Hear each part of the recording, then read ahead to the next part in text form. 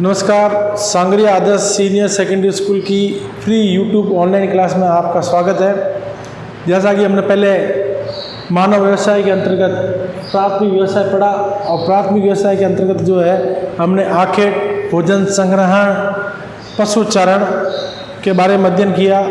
इसके अलावा हमने कृषि के प्रकार पढ़े थे। कृषि के प्रकारों में हमने जो है आदिम निर्वाह कृषि और स्थानांतरशील कृषि के बारे में अध्ययन कर लिया था। उसको हम आज आगे बढ़ाते हुए कृषि के एक अन्य रूप के बारे में अध्ययन करेंगे जिसका नाम है जीवन निर्वाह कृषि।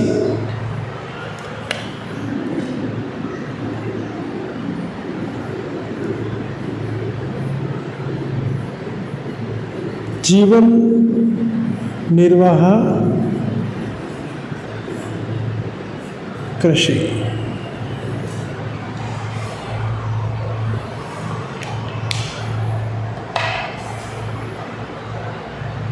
जब आदिम निर्वाह कृषि ने स्थायी रूप लेना प्रारंभ किया और इसका विकास होना प्रारंभ हुआ तो जीवन निर्वाह कृषि की शुरुआत हुई, जिसके अंतर्गत मानव को भोजन की जो मूलभूत आवश्यकता है उसकी पूर्ति के साथ साथ मानव को अन्य आवश्यक वस्तु भी प्राप्त होना प्रारंभ हो गया। तो इस कृषि की विशेषता ये थी कि जहाँ अन्य कृषियों में मानव अपना केवल और केवल जीवन यापन या भरण पोषण ही कर पा रहा था, उसको अतिरिक्त आय प्राप्त नहीं हो रही थी, लेकिन जीवन निर्वाह कृषि के द्वारा जो है मानव को अतिरिक्त आय भी प्राप्त होना प्रारंभ हो गया। मानव इसमें भोजन की आवश्यकताओं के साथ साथ अन्य आवश्यकताओं की भी पूर्ति करने लगा। मानव भोजन की आवश्यकताओं के साथ साथ भोजन की आवश्यकताओं के साथ साथ अपनी अन्य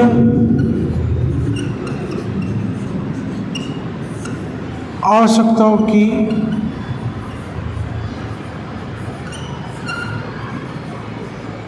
पूर्ति करने लगा,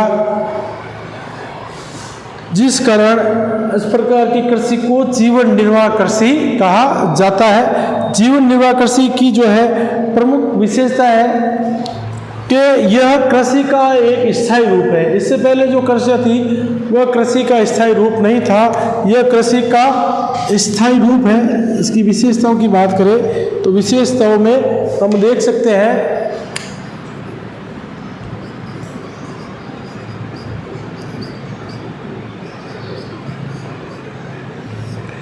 पहली विशेषता यह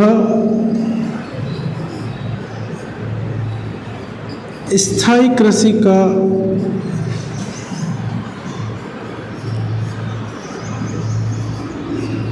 एक रूप है जो उस क्षेत्र की भौगोलिक विशेषताओं के अनुकूल किया जाता है।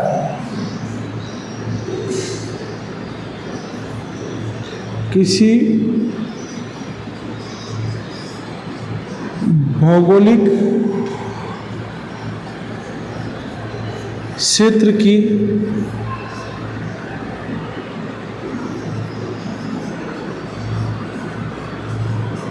अनुकूलता के अनुरूप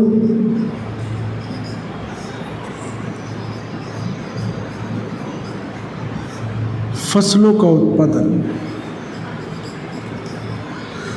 तो वहाँ पर किस प्रकार का भौगोलिक क्षेत्र है उसके अनुसार फसलों का उत्पादन किया जाता है। जनसंख्या का दबाव अधिक होने के कारण ये जहाँ पर भी कृषि की जाती है वहाँ जनसंख्या ज़्यादा होती है। जनसंख्या का दबाव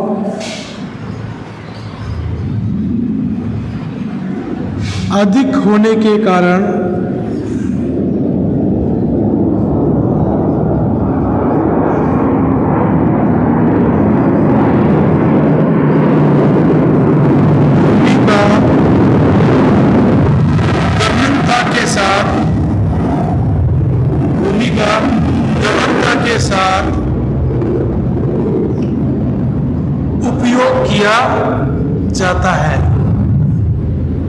उपयोग किया जाता है।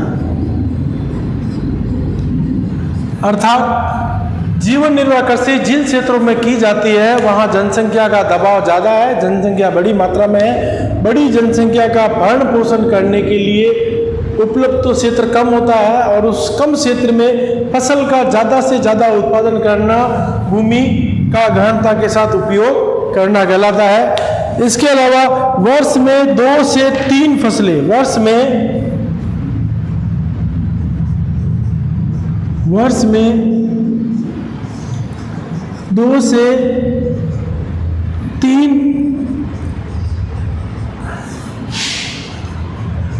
फसल चक्र का उपयोग किया जाता है।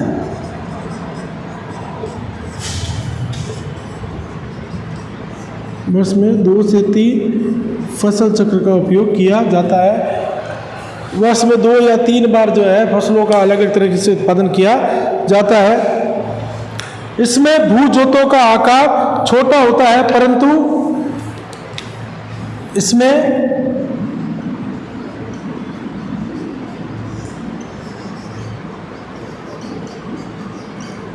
भू जोतों का आकार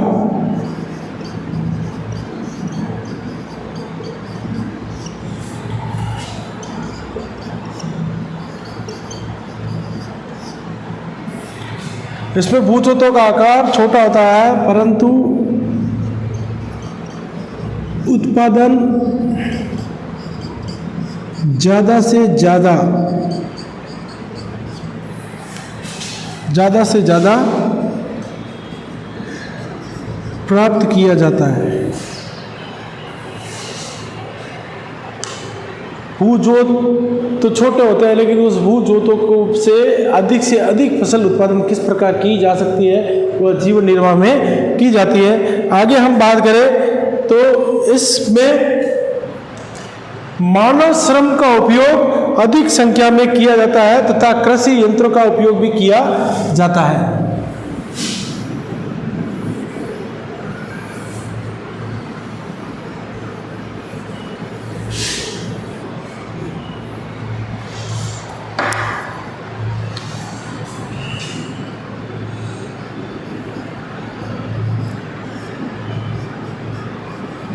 मानव श्रम का उपयोग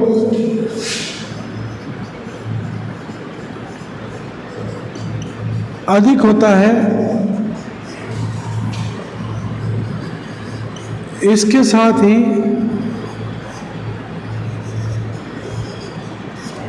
कृषि यंत्रों का प्रयोग भी किया जाता है। कृषि यंत्रों का प्रयोग किया जाता है। इनसे पहले जो हमने कृषि पढ़ी थी उन कृषि में कृषि यंत्रों का प्रयोग नहीं किया जा रहा था, केवल मानव श्रम का उपयोग किया जाता है। परंतु इसमें मानव श्रम के उपयोग के साथ साथ कृषि श्रम का उपयोग भी किया जाता है। इसमें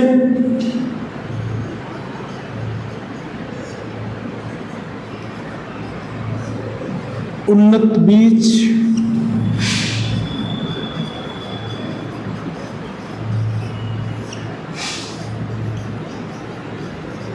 रासायनिक उर्वरकों का भी प्रयोग किया जाता है। रासायनिक उर्वरक व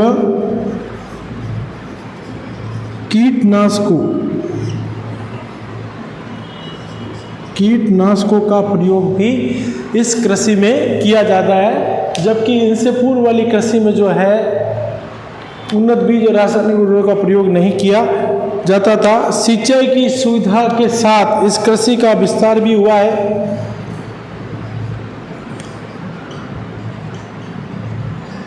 सिंचाई की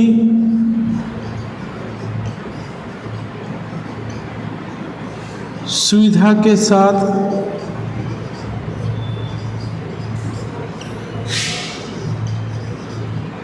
इस कृषि का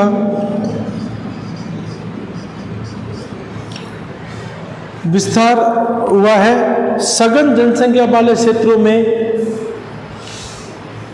यह कृषि सघन जनसंख्या वाले क्षेत्रों में की जाती है, इसलिए प्रति व्यक्ति उत्पादन कम होता है।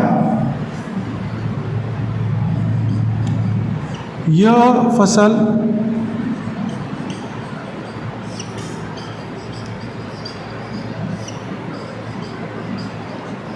सघन जनसंख्या वाले क्षेत्रों में की जाती है, अर्थात जहां जनसंख्या बड़ी मात्रा में उपलब्ध होती है, सघन जनसंख्या क्षेत्र में की जाती है, जिसके कारण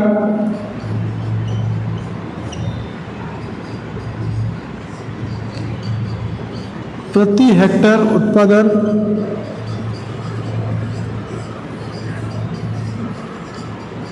अधिक व प्रति व्यक्ति उत्पादन कम होता है।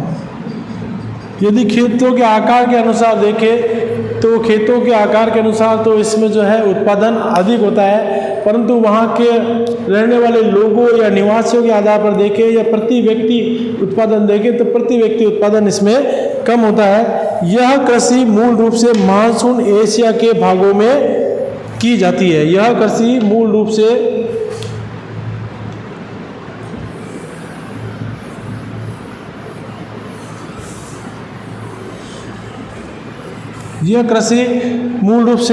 मानसून एशिया के क्षेत्र में की जाती है। यह कृषि मूल रूप से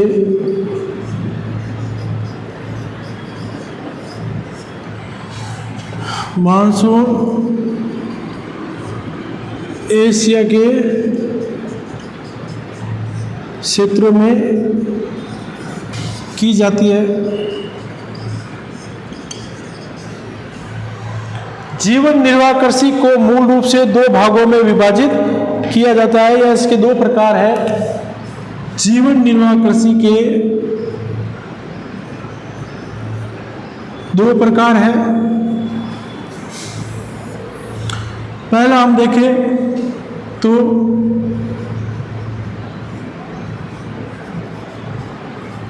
चावल प्रधान निर्वाह कृषि, दूसरा गेहूं प्रधान निर्वाह कृषि, या हम इसे कहें कि चावल विहीन निर्वाह कृषि। जीवन निर्वाह कृषि के दो प्रकार है, चावल प्रधान निर्वाह कृषि और गेहूं प्रधान निर्वाह कृषि। इन दोनों की अपनी अपनी अलग अलग विशेषता है। जिन भागों में वर्षा 100 सेंटीमीटर से ज़्यादा होती है, जहां वर्षा 100 सेंटीमीटर से ज़्यादा होती है वहां चावल प्रधान निर्वाह कृषि की जाती है, और जहां वर्षा 100 सेंटीमीटर से कम या 50 सेंटीमीटर तक वर्षा होती है वहां पर गेहूं प्रधान निर्वाह कृषि की जाती है। अब बात करें इनके क्षेत्रों की, तो ये कहाँ कहाँ की जाती है, तो ये Bharat,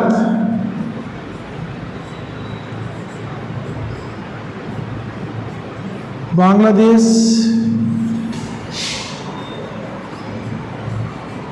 Myanmar, Indonesia, Bharat, Bangladesh, Myanmar, Indonesia, Cambodia,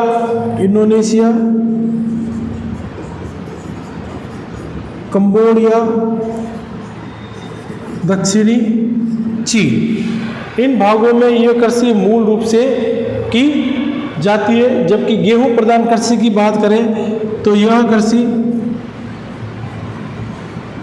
उत्तर, मध्य व पश्चिमी भारत में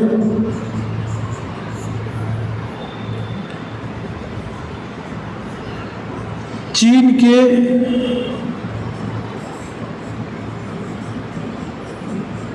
उत्तरी भागों में कोरिया में, पाकिस्तान आदि भागों में जो है गेहूं प्रधान कृषि की जाती है। ये जो है हमारे जीवन निर्वाह कृषि थी, जिसके अंतर्गत जीवन निर्वाह कृषि की कुछ विशेषताएं थी। एक बार हम वापस रिवाइज करें जीवन निर्वाह कृषि की, तो जीवन निर्वाह कृषि जो है कृषि का एक स्थायी रूप है। यह कृषि उन भागों में की जाती है जिन भागों में जो है जनसंख्या का दबाव बहुत ज़्यादा होता है और ज़्यादा जनसंख्या के कारण गहन कृषि की जाती है। इस कृषि में जो है प्रति व्यक्ति तो उत्पादन कम होता है, लेकिन प्रति हेक्टेयर के हिसाब से उत्पादन अधिक होता है। यह कृषि मूल रूप से मानसून एशिया के भागों में की जाती है। वर्ष में 2 से 3 बार इसमें फसलों का उत्पादन किया जाता है। इसमें कृषि के साथ साथ कीटनाशक, रासायनिक उर्वरकों का प्रयोग भी किया जाता है। आगे हम बात करें तो जीवन निर्वाह के पश्चात जो है हमारा कृषि के अंतर्गत आता है विस्तृत वाणिज्य अनाज कृषि। विस्तृत वाणिज्य अनाज कृषि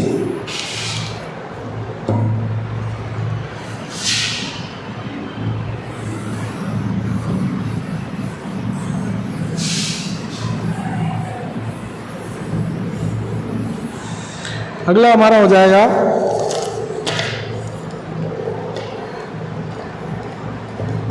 विस्तृत वाणिज्य अनाज कृषि।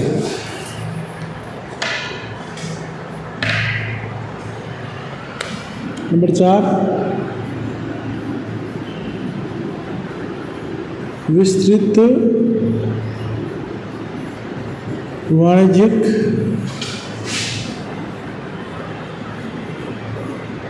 अनाज कृषि। यह जो जीवन निर्वाह कृषि है, जीवन निर्वाह कृषि का जो है एक विकसित रूप है। जीवन निर्वाह कृषि का विकसित रूप ही जो है विस्तृत वाणिज्य अनाज कृषि है। इस प्रकार की कृषि विश्व के विकसित देशों में की जाती है, जैसे संयुक्त राज्य अमेरिका, कनाडा, फ्रांस, दक्षिण अफ्रीका जैसे क्षेत्रों में इस प्रकार की कृषि की जाती है।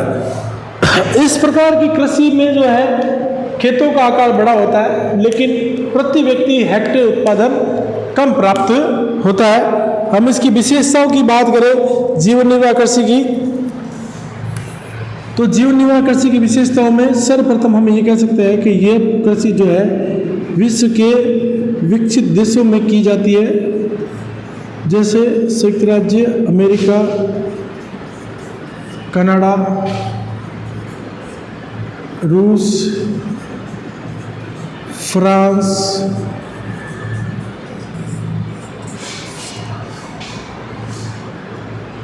अर्जेंटीना, दक्षिणी अफ्रीका, न्यूजीलैंड आदि क्षेत्रों में।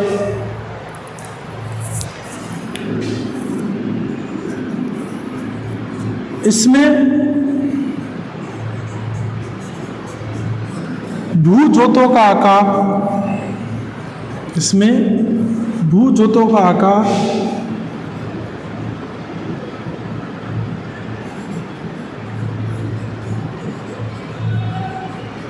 बड़े विस्तृत क्षेत्र तक फैला होता है,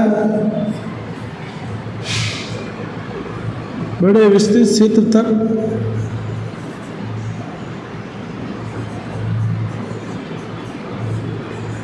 फैला होता है, जो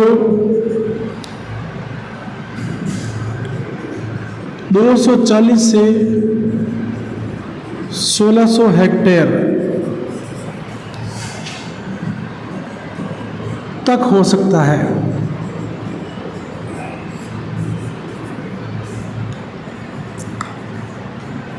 इस कृषि में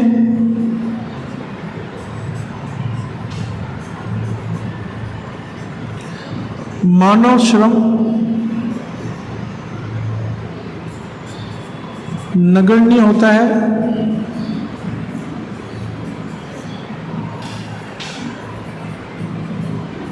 फसल की जुताई से लेकर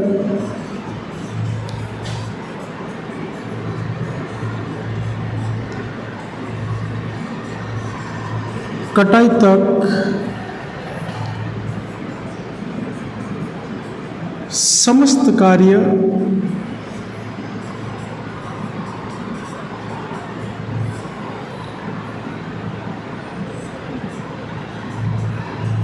मशीनों से किया जाता है।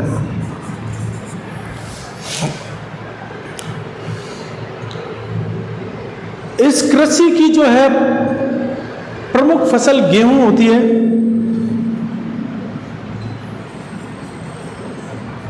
इस कृषि की प्रमुख फसल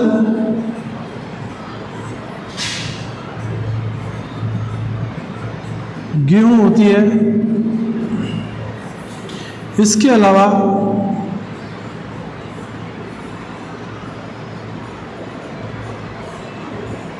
जो ज्वार,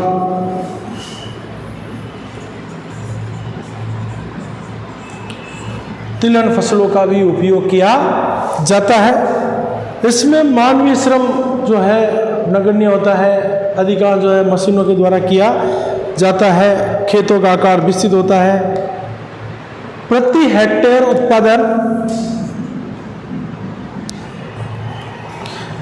अगर हम बात करें इसमें,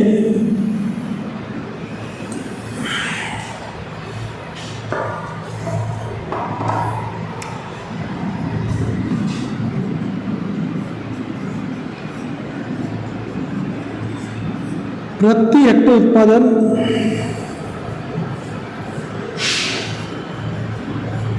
कम होता है, लेकिन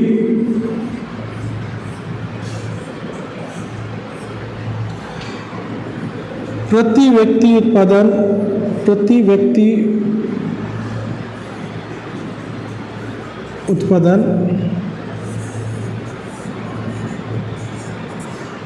अधिक होता है। उत्पादित अनाज को रखने के लिए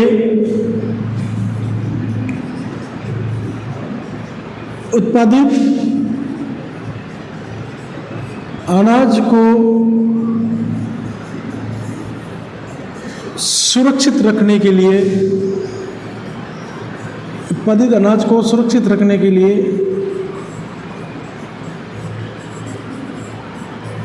बड़े बड़े माल गोदामों का प्रयोग किया जाता है। बड़े बड़े माल गोदामों का प्रयोग किया जाता है।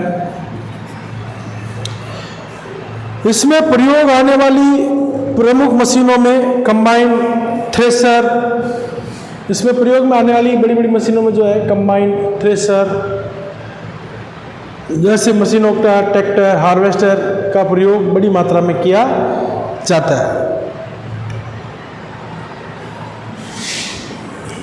विस्तृत वाणिज्य अनाज कृषि मूल रूप से शीतोष्ण कटिबंधीय घास के मैदानों में की जाती है।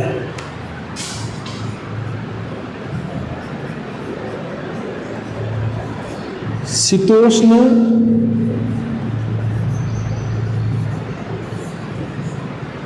कटिबंधीय घास के मैदानों में। तो विस्तृत वाणिज्य अनाज कृषि जो है मूल रूप से शीतोष्ण कटिबंधीय घास के मैदानों में की जाती है, जहां पर इसको भिन्न भिन्न नामों से जाना जाता है। जैसे यदि हम बात करें यूरेशिया, यूरोप और एशिया वाले भाग में इस कृषि को जो है स्टेपिस कहते हैं। दक्षिणी अफ्रीका में इसको वेल्ड्स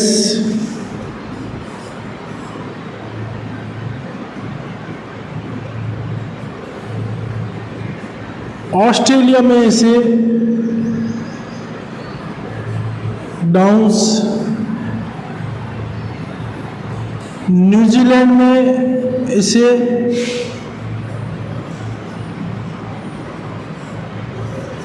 कैंटरबरी के नाम से जाना जाता है। उत्तरी अमेरिका में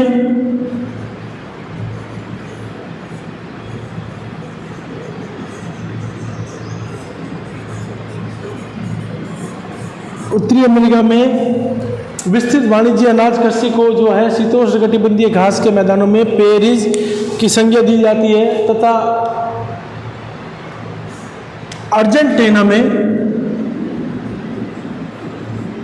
अर्जेंटीना या अर्जेंटीना में इसको पंपास कहा जाता है। तो ये जो है इस प्रकार विस्तृत वाणिज्य अनाज कृषि की कुछ विशेषताएं थी जो हमने पढ़ा। मूल रूप से ये नाम भी हमको याद रखना है, कभी कभी सीधा ही पूछ लेते हैं कि वेल्स क्या है। तो दक्षिणी अफ्रीका में शीतोष्णकटिबंधीय घास के मैदानों में विस्तृत वाणिज्य अनाज कृषि को जो है वेल्स कहते हैं। या ऑस्ट्रेलिया में जो है शीतोष्णकटिबंधीय घास के मैदानों को डाउन्स कहा जाता है। न्यूजीलैंड में इनको कैंटरबरी, अर्जेंटीना में इनको पाम्पास, उत्तरी अमेरिका में इनको पेरिस कहा जाता है। तो ये जो हमारी जो है कुछ विश्व की प्रमुख कृषियाँ थी। इसके आगे कुछ और है जिसका अध्ययन हम अगले वीडियो में करेंगे।